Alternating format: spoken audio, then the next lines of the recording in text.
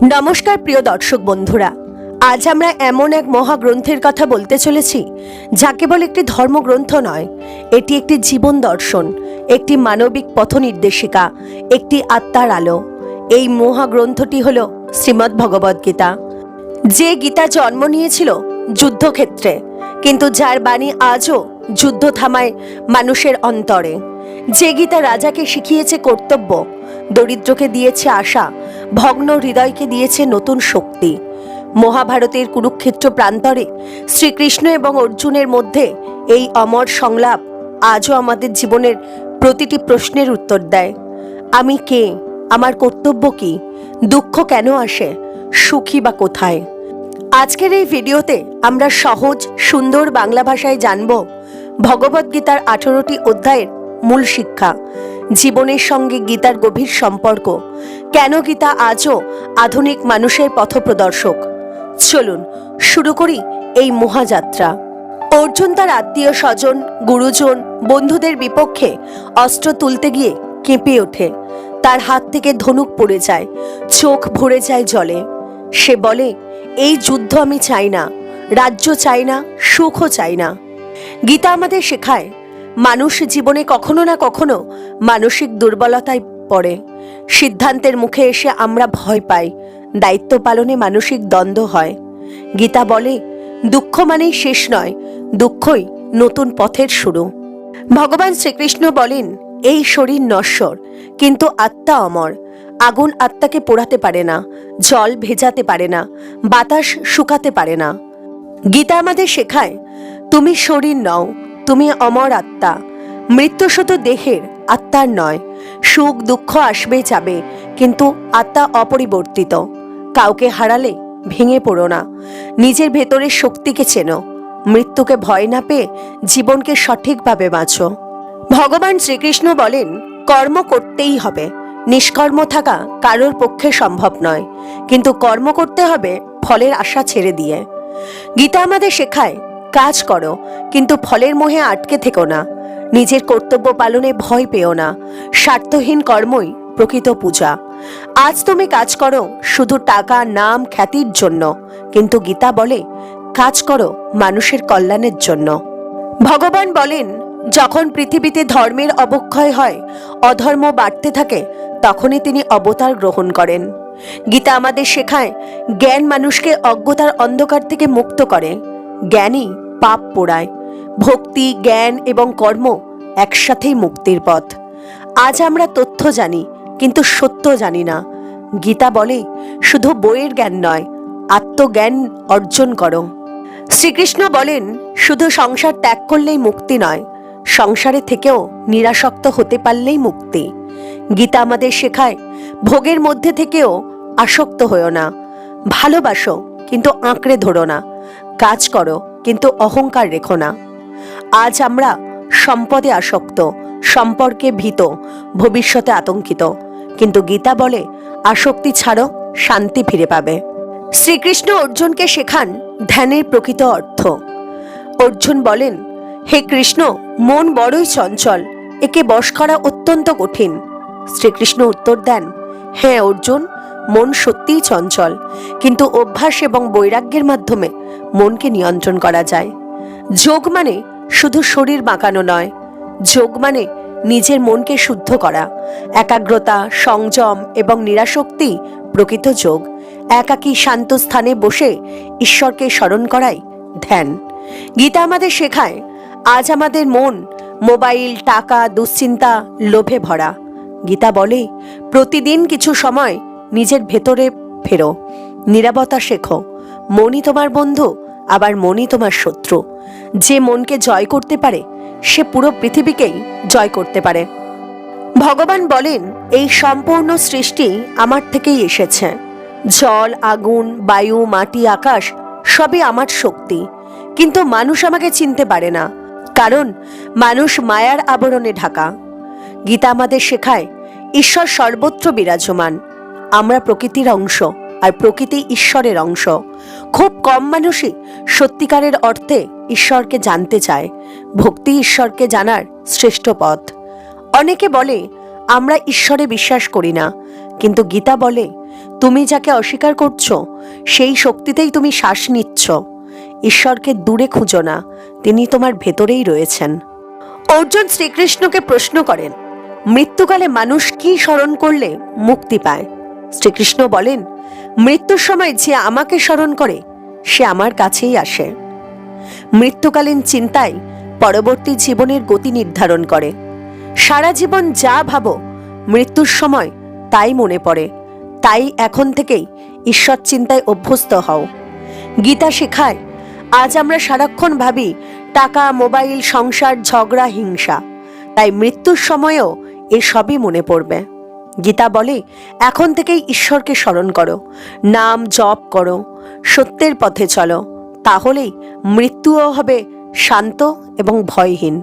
শ্রীকৃষ্ণ বলেন, আমি তোমাকে সবচেয়ে গোপন, সবচেয়ে পবিত্র জ্ঞান দিচ্ছি। তিনি বলেন, আমি জলের রস, সূর্যের আলো, চন্দ্রের শীতলতা, মানুষের বিশ্বাস। ঈশ্বর সহজ, তিনি কঠিন নন। ভক্তির মাধ্যমে যে কেউ ঈশ্বরকে পেতে পারে। জাত, ধন, বিদ্যা কিছুই বাধা নয়। এক ফোঁটা সত্য ভক্তিই যথেষ্ট। শ্রীকৃষ্ণ বলেন, যে আমাকে ভালোবাসে সে আমার কাছে সব থেকে প্রিয়। গীতা আমাদের শেখায়, আজ মানুষ ভাবে আমি পাপী, ঈশ্বর আমাকে গ্রহণ করবেন না। কিন্তু গীতা বলে, একটুখানি অনুতাপই হাজার পাপ ধুয়ে দেয়। একটুখানি ভক্তি ঈশ্বরের কাছে পৌঁছে দেয়। ঈশ্বর তোমাকে দূরে ঠেলে দেন না, তুমি ঈশ্বরের থেকে দূরে সরে যাও। শ্রীমদ্ ভগবত গীতায় শ্রীকৃষ্ণ নিজের অসীম মহিমা প্রকাশ করেন। তিনি বলেন, পর্বতের মধ্যে আমি হিমালয়, নদীর মধ্যে আমি গঙ্গা, মানুষের মধ্যে আমি শ্রেষ্ঠ। তিনি বোঝান, এই জগতে যা কিছু মহৎ, সুন্দর এবং শক্তিশালী সবই আমার বিভূতি। ঈশ্বর শুধু মন্দিরে নন, তিনি নদীতে, পাহাড়ে, মানুষের সুন্দর মনেও আছেন। যেখানে মহৎ সেখানেই ঈশ্বর। গীতা আমাদের শেখায়, তুমি যখন একজন সৎ মানুষ দেখো, একজন ভালো মা দেখো, একজন ত্যাগী মানুষ দেখো, সেখানে ঈশ্বরেরই ঝলক দেখো। যে চোখে ঈশ্বরকে সর্বত্র দেখতে শেখে তার জীবন আর কখনো অন্ধকার হয় না। অর্জুন শ্রীকৃষ্ণকে অনুরোধ করেন, হে প্রভু, আমি আপনার প্রকৃত রূপ দেখতে চাই। শ্রীকৃষ্ণ তখন অর্জুনকে দেন দিব্য দৃষ্টি। আর সেই দিব্য দৃষ্টিতে অর্জুন যা দেখলেন তা কোনো ভাষায় সম্পূর্ণ প্রকাশ করা যায় না। অর্জুন দেখলেন হাজার সূর্যের সমান আলো, অগণিত মুখ, অগণিত চোখ, সমগ্র ব্রহ্মাণ্ড একই দেহে। তিনি দেখলেন সব সৃষ্টি কৃষ্ণের ভেতর, সব সময় কৃষ্ণের ভেতর, সব ধ্বংসও কৃষ্ণের মধ্যেই। অর্জুন শিহরিত, ভীত, বিস্মিত হয়ে বললেন, হে প্রভু, আপনি সৃষ্টি করছেন, আবার আপনিই সংহার করছেন। শ্রীকৃষ্ণ বলেন, আমি কাল, আমি সময়, আমি ধ্বংসকারী, আবার আমি রক্ষাকর্তা। গীতা আমাদের শেখায়, ঈশ্বর শুধু কোমল নন, তিনি ভয়ঙ্করও। সৃষ্টি ও ধ্বংস দুটোই ঈশ্বরের কাজ। মানুষের অহংকার এই বিশ্বরূপের সামনে শূন্য। আমরা সবাই এই মহাজগতের ক্ষুদ্র কণা মাত্র। আজ আমরা ভাবি আমি খুব বড়, আমি সব পারি। কিন্তু গীতা বলে, তুমি কিছুই নও, ঈশ্বরই সব। অহংকার ভেঙে দাও, তবেই শান্তি পাবে। অর্জুন শ্রীকৃষ্ণকে প্রশ্ন করেন, হে কৃষ্ণ, জ্ঞান ভালো না ভক্তি ভালো? শ্রীকৃষ্ণ উত্তর দেন, উভয় পথই শ্রেয়, কিন্তু ভক্তির পথ সব থেকে সহজ। তিনি বলেন, যে মানুষ আমাকে ভালোবাসে, যে মানুষ কাউকে হিংসা করে না, যে মানুষ ক্ষমাশীল, যে মানুষ দুঃখে কাঁদে না, সুখে গর্ব করে না, সে আমার সবচেয়ে প্রিয়। ভক্তি মানে শুধু মন্দিরে যাওয়া নয়, ভক্তি মানে মানুষের প্রতি ভালোবাসা, ভক্তি মানে অহংকার ত্যাগ করা, ভক্তি মানে নিঃস্বার্থ হৃদয়। গীতা আমাদের শেখায়, আজ অনেকেই ধর্ম করে কিন্তু মানুষের ভালো চায় না। যে মানুষের ভালোবাসে সে ঈশ্বরকে ভালোবাসে। ধর্ম মানে দয়া, অহংকার নয়। শ্রীকৃষ্ণ বলেন, এই শরীর হলো ক্ষেত্র, আর যে এই শরীরকে জানে সেই হলো ক্ষেত্রজ্ঞ, অর্থাৎ আত্মা। শরীর বদলায়, আত্মা বদলায় না। আমরা শরীর নই, আমরা এই শরীরের অধিবাসী। শরীর নষ্ট হয় কিন্তু আত্মা অমর। আত্মাকে চিনলেই সব মোহ কেটে যায়। গীতা শেখায়, আমরা শরীর নই, আমরা এই শরীরের অধিবাসী। শরীর নষ্ট হয় কিন্তু আত্মা অমর। আত্মাকে চিনলেই মোহ কেটে যায়। আজ আমরা এতটাই শরীর নিয়ে ব্যস্ত, সৌন্দর্য, রোগ, বয়স, মৃত্যু নিয়ে ভয়। কিন্তু গীতা বলে শরীর শুধু পোশাক, আত্মা হলো প্রকৃত পরিচয়। যে আত্মাকে চেনে সে মৃত্যুকেও ভয় পায় না। শ্রীকৃষ্ণ বলেন সমগ্র জগৎ তিনটি গুণে বাঁধা, সত্ত্বগুণ, রজগুণ, তমগুণ। সত্ত্বগুণ হল পবিত্রতা, শান্তি এবং জ্ঞান। রজগুণ হল কর্ম, লোভ, উত্তেজনা। তমগুণ হল অজ্ঞতা, আলস্য, অন্ধকার। এই তিন গুণই মানুষের চরিত্র গড়ে তোলে। সত্ত্বগুণ মানুষকে শান্ত করে, রজগুণ মানুষকে ছুটিয়ে বেড়ায়, তমগুণ মানুষকে অন্ধকারে রাখে। এই তিন গুণের ঊর্ধ্বে যে যেতে পারে সেই মুক্ত। গীতা আমাদের শেখায় আজ তুমি যদি সবসময় রাগ করো, রজগুণ বেশি। সবসময় ঘুমাও, তাহলে তমগুণ বেশি। শান্ত থাকো, দয়া করো, তাহলে সত্ত্বগুণ বেশি। সত্ত্বগুণ বাড়াও, রজতম কমাও, তাহলেই দেখবে জীবন সুন্দর হবে। ভগবান এই জগৎ সংসারকে তুলনা করেন একটি উল্টো গাছের সঙ্গে, যার শিকড় উপরে, শাখা প্রশাখা নিচে। এই গাছের শিকড় হলো ঈশ্বর, আর শাখা প্রশাখা হলো সংসার। মানুষ এই গাছে ফল খেতে গিয়ে মোহে পড়ে, দুঃখে পড়ে। এই সংসার ক্ষণস্থায়ী, আসক্তি দুঃখের মূল কারণ। ঈশ্বরের শরণ নিলেই মুক্তি পাওয়া যায়। তিনিই প্রকৃত পুরুষোত্তম। ভগবান বলেন যে আমাকে চেনে সে সবকিছু চেনে। আজ আমরা জানি টাকা, সম্পর্ক, ক্ষমতা, কিন্তু আমরা জানি না আমাদের আসল পরিচয় কে। গীতা বলে তুমি শুধু এই দেহ নাও, তুমি ঈশ্বরের অংশ। ঈশ্বরকে চিনলেই জীবন সার্থক। শ্রীমদ্ ভগবদ গীতায় শ্রীকৃষ্ণ দুই ধরনের মানুষের কথা বলেন, দৈব সম্পদযুক্ত মানুষ আর অসুর সম্পদযুক্ত মানুষ। দৈব গুণ, শ্রীকৃষ্ণ বলেন যাদের মধ্যে এই গুণগুলি থাকে তারা ঈশ্বরের পথে চলতে পারে। ভয়হীনতা, সত্যবাদিতা, দয়া, ক্ষমাশীলতা, অহংকারহীনতা, লোভহীনতা, পবিত্র মন, সকলের মঙ্গল কামনা। এই মানুষরা শান্ত, নম্র এবং করুণাময় হয়। তাদের জীবনে দুঃখ এলেও তারা ভেঙে পড়ে না। অসুর গুণ, যাদের মধ্যে থাকে অহংকার, হিংসা, ক্রোধ, লোভ, মিথ্যে কথা, অন্যায় পথে উপার্জন করা, কাউকে অপমান করার আনন্দ, তারা ধ্বংসের দিকেই এগিয়ে যায়। মানুষ নিজের চরিত্র নিজেই গড়ে। ভালো গুণ মুক্তির দিকে নিয়ে যায়, খারাপ গুণ মানুষকে অন্ধকারে ডুবিয়ে দেয়। ঈশ্বর সবসময় মানুষকে বদলানোর সুযোগ দেন। আজ আমরা সমাজে দেখছি হিংসা, লোভ, প্রতারণা, ক্ষমতা বেড়েই চলেছে।